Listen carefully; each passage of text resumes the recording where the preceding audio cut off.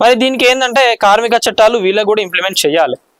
వీళ్ళు కూడా అంటే ఇప్పుడు కొంతమంది ఏం మాట్లాడుతున్నారంటే ఆఫీస్లో కూడా వీళ్ళు ఏంటంటే యూనియన్స్ లెక్క ఫామ్ అయ్యి ఏదైనా ఇష్యూ అయినప్పుడు కూడా ప్రతి ఒక్కరు కూడా రేజ్ చేసేటట్టు ఉండాలి. వీళ్ళ దాంట్లో ఈ యూనిటీ లేనప్పుడు ఇవాళ తీసేస్తే వీళ్ళు చక్కగా సైలెంట్గా మూసుకొని పోవడమే.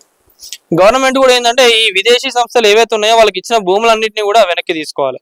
లక్షల మంది జీవితాలను వీధిపాలు చేయడం అంటే అసలు మామూలు విషయం కాదు. ఉద్యోగాలు పూడగొట్టుకొని ఒక్కొక్కరు ఏంటంటే ఈఎంఐలు సాఫ్ట్వేర్ ఎంప్లాయీ ప్రతి ఒక్క సాఫ్ట్వేర్ ఎంప్లాయీకి 100%గా ఏదో ఒక చిన్న చిత్కా ఈఎంఐ అయితే ఉంటుంది. ఈఎంఐలు, అప్పులు, లోనులు ఇవన్నీ ఏడికెళ్ళి తీస్తారు, ఎట్లా కడతారు?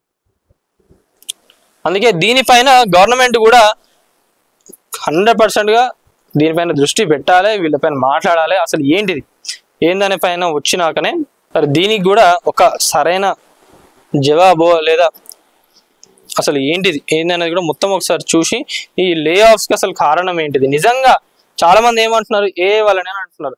మరి నిజంగా ఏఐ ఎఫెక్ట్ ఉందా లేదా అది కూడా ఒకసారి చూడాలి.